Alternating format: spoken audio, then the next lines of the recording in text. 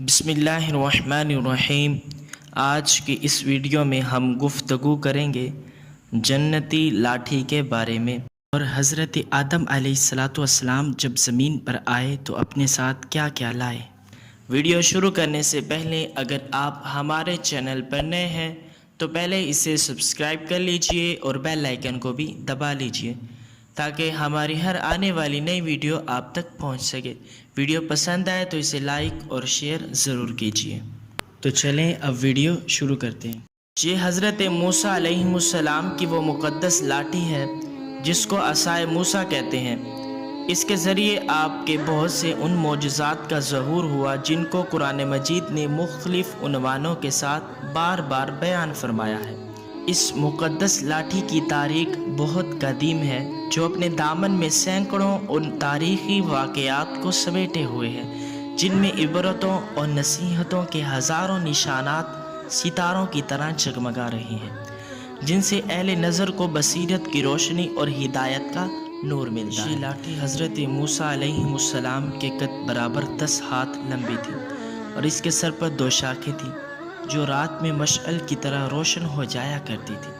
ये जन्नत के दरख्त पीलू की लकड़ी से बनाई गई थी और इसको हज़रत आदम अलैहिस्सलाम बहिश्त से अपने साथ लाए थे। चुनाचे हज़रत सैयद अली हजवेरी रहमतुल्लाह ताला अलैह ने फरमाया कि हज़रत आदम अलैहिस्सलाम के साथ ऊद यानी खुशबूदार लकड़ी, हज़रत मूसा अलैहिस्सलाम का असा जो इज़्ज़त वाली पीलू की लकड़ी का था, इंजीर की पत्तियाँ, हजर अस्वद जो मक्का मुअज़्ज़मा में है और नबी मुअज़्ज़म हज़रत सुलेमान अलैहिस्सलाम की अंगूठी, ये पांचों चीज़ें जन्नत से उतारी गई थी।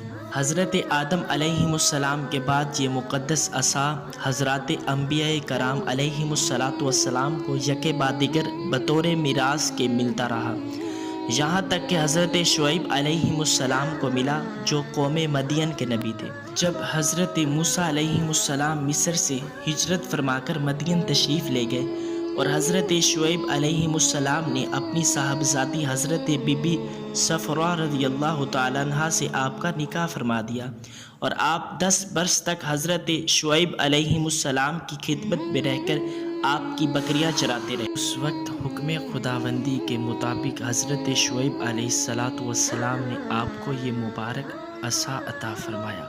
फिर जब आप अपनी ज़ौजा मोहतरमा को साथ लेकर मदियन से मिस्र अपने वतन के लिए रवाना हुए और वादी मुक़द्दस मकाम तुआ में पहुँचे तो अल्लाह ताला ने अपनी तजल्ली से आपको सरफराज फरमाकर मनसब रिसालत के शरफ से सर बुलंद फरमाया। उस वक्त अल्लाह रब्बुल इज़्ज़त ने आपसे जिस तरह कलाम फरमाया, कुरान मजीद ने उसको इस तरह बयान फरमाया है। सूरत ताहा आयत नंबर 17 और 18।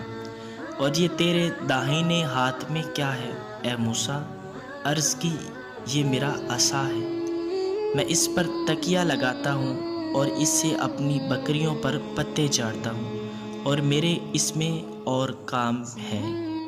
मारिब उखरा दूसरे कामों की तफसीर में हज़रत अल्लामा अबुल बरक़ात अब्दुल्ला बिन अहमद नफ़सी रहमतुल्लाह ताला अलैह ने फरमाया कि मसलन इसको हाथ में लेकर इसके सहारे चलना, इससे बातचीत करके दिल बहलाना, दिन में इसका दरख्त बनकर आप पर साया करना, रात में इसकी दोनों शाखों का रोशन होकर आपको रोशनी देना, इससे दुश्मनों, दरिंदों और सांपों बिच्छुओं को मारना, कुएं से पानी भरने के वक्त इसका रस्सी बन जाना और इसकी दोनों शाखों का डोल बन जाना, बवक्ते ज़रूरत इसका दरख्त बनकर हस्बे ख्वाहिश फल देना, इसको ज़मीन में गाड़ देने से पानी निकल पड़ना वगैरह। जो काम जिक्र किए गए हज़रत मूसा अलैहिस्सलाम अपनी लाठी से ये काम निकालते रहे, मगर जब आप फ़िरौन के दरबार में हिदायत फरमाने की गर्ज से तशरीफ़ ले गए और उसने आपको जादूगर कहकर जुटलाया तो आपके इस असा के ज़रिए बड़े बड़े मोजज़ात का ज़हूर शुरू हो गया। इंशाअल्लाह उन मोजज़ात को नेक्स्ट वीडियो में बयान करने की कोशिश करूँगा। अगर आपने चैनल को सब्सक्राइब नहीं किया तो चैनल को सब्सक्राइब कर लीजिए ताकि हमारी नेक्स्ट वीडियो भी आप तक